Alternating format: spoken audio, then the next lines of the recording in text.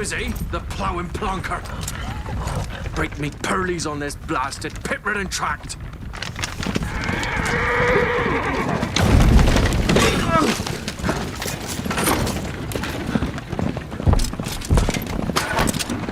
With fear not dry road. Aye, the devil's out here! Just running from!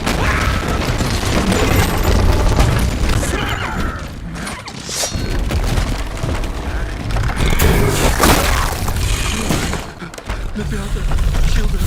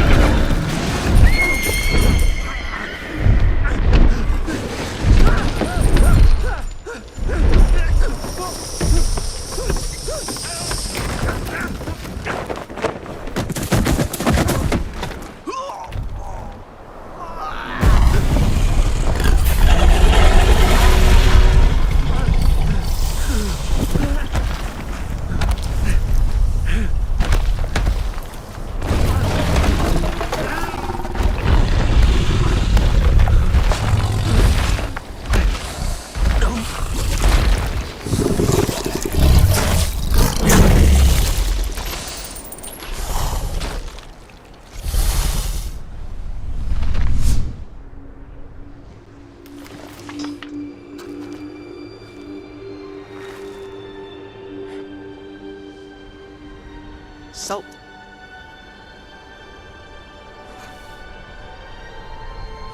Almost had me fooled, Fruin.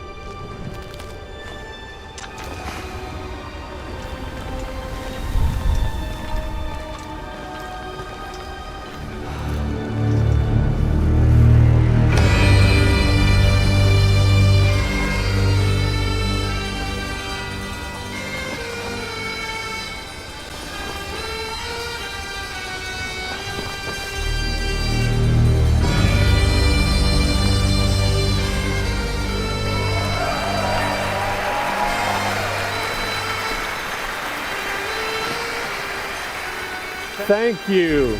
Thank you, everyone, and welcome to the State of Unreal at Unreal Fest Orlando. We're here to show you what's next with Unreal Engine and so much more. We are thrilled that you're able to join us. Thank you. But first things first, I'm here with Sebastian and Kaitek from CD Projekt Red. We have a lot to talk about. Hey, guys. Hey. Thank you, Wyatt. Thank you, Wyatt, and hello, everyone. With The Witcher 4, we're stepping things up. And to do that, we needed the right partner, one that truly understands that great open-world games are all about art and technology coming together. Yeah, and look, our goals are completely aligned here. And around the launch of UE5, your awesome team at CD Projekt Red announced a collaboration to make open-world development in Unreal even better. And it's an opportunity, we just couldn't pass it up. So we've been working on a technical demo together to achieve just that. I think we should take a look at it. You guys ready? Born ready. Kaitek is going to play the build for us. Sure, let's do it.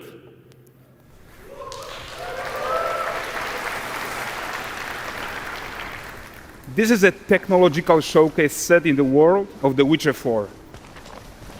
What you just saw and are going to see now is running on a standard PlayStation 5 at 60 FPS with ray tracing. So in the game, you'll be playing as Ciri, a professional monster slayer, a witcher. She explores the world and hunts down monsters for coin. The region we are in is called Kovir, and you'll get to explore it in a game. Right now, Ciri is investigating the monster, and after gathering new clues, she is heading back to a nearby village.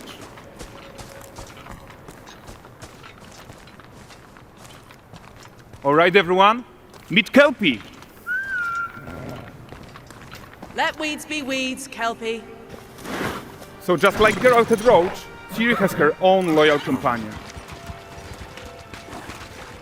We return to town. These two characters need to feel like one. Since you're gonna explore the world on horseback, riding needs to feel seamless, natural, and just fun. Yeah, and to support that, we're introducing multi-character motion matching in Unreal. So Ciri and Kelpie, they're perfectly synchronized when mounting from any angle and speed. And we also support root motion movement on Kelpie, so controlling her feels realistic and grounded.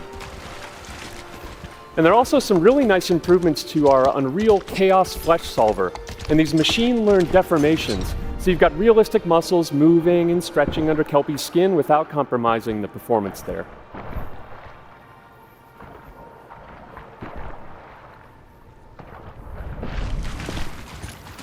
So let's leave Siri behind for a second and talk about the world itself. So much of the Witcher world is natural, organic, especially Kovir with its dense forest and wild nature. Yeah, and wild nature is hard. And with nanite geometry, we've freed artists from so many of their old constraints. But we don't want to rest until everything we do in Unreal has that same spirit of freedom. There's always more work to do. And foliage is a huge piece of that puzzle. So we are excited to introduce nanite foliage. And in order to achieve gorgeous foliage density everywhere, while still being memory efficient, fast to render, we believe that a new idea was needed. So instead of the same card approach we've been using for the past 20 years, artists should be free to take a nanite approach to foliage, modeling every single leaf and pine needle. And the old LOD tricks of the past, they needed a complete rethink. And in their place, it's a new adaptive voxel representation in nanite. It's volumetric, it's fully 3D, it is super fast to render. And these dense clusters of triangles turn into these cubes, which at a distance, they're no larger than a pixel, and they react to the changing light of our dynamic sun and our shadows, and they allow artists to render whatever amount of foliage is needed to achieve their vision without compromise. And no compromise means how ambitious we are when it comes to bringing our vision to life with incredible visuals. But more than that, together with Epic, we created faster way to load the world. We can now bring in more content more quickly for the smoothest possible experience as we fly down to catch up with Siri.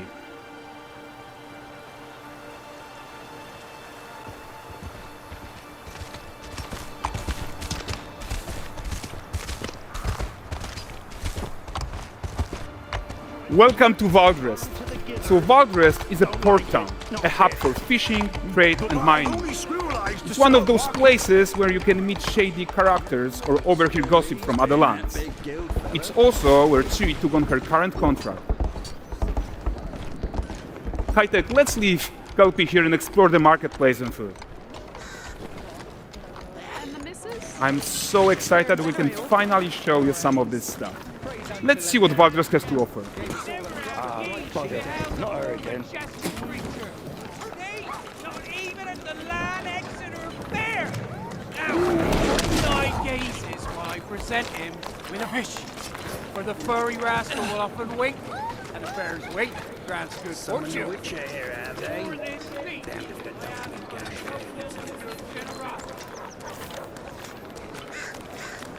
Pardon. Guys, notice how responsive the world is. Character actions directly affect what happens around you, sometimes even setting off chain reactions. Everything is working together.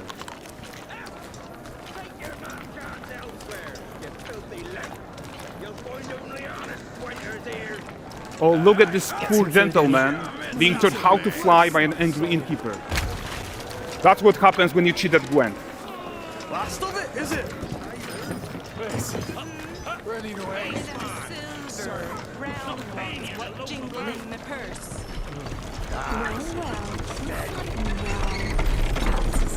Okay, so this is the guy who gave the Ciri quest his own.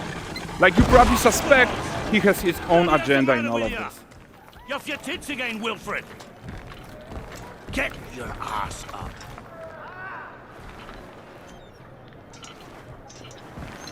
A typical day's toil. Who in?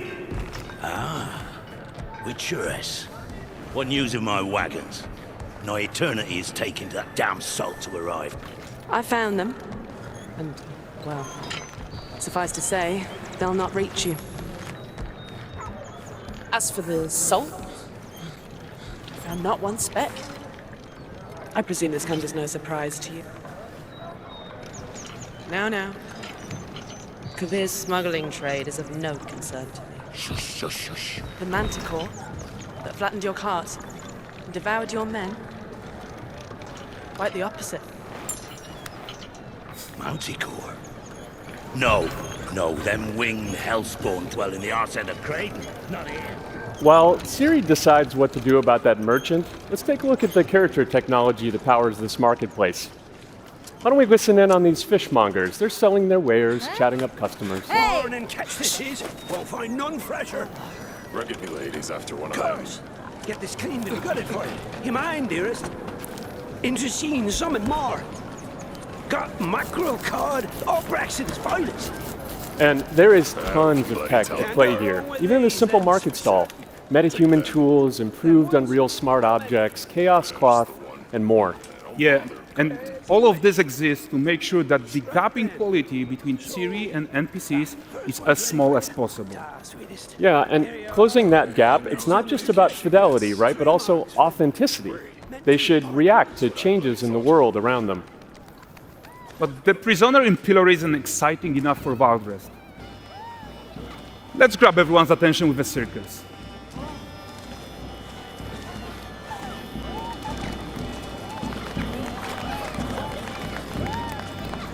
But the great performance deserves a huge crowd though. Let's crank it up.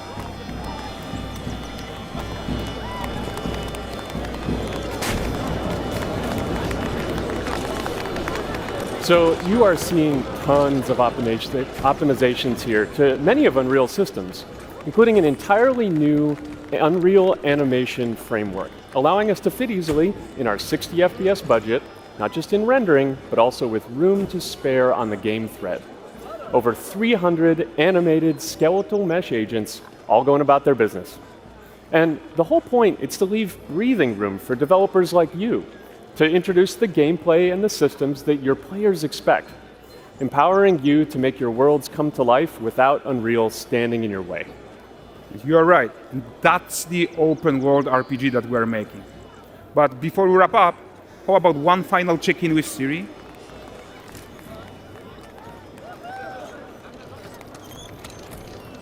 We are making this game to be the most immersive and ambitious open world Witcher game ever. And we are making this a reality thanks to our work on Unreal with the team at Epic. I think what we are doing together is going to bring in a new generation of open world RPGs, and I'm so proud of what we accomplished so far. We are too. So we're almost done, but before we go, here's a small gift for all Witcher fans. A first look at Lanexeter.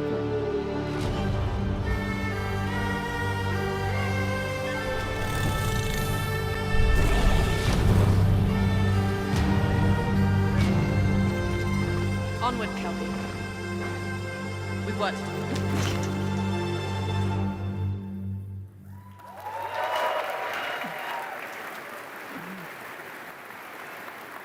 Thanks, guys. Seriously, it looks amazing. Thank you very much. Thank you so much.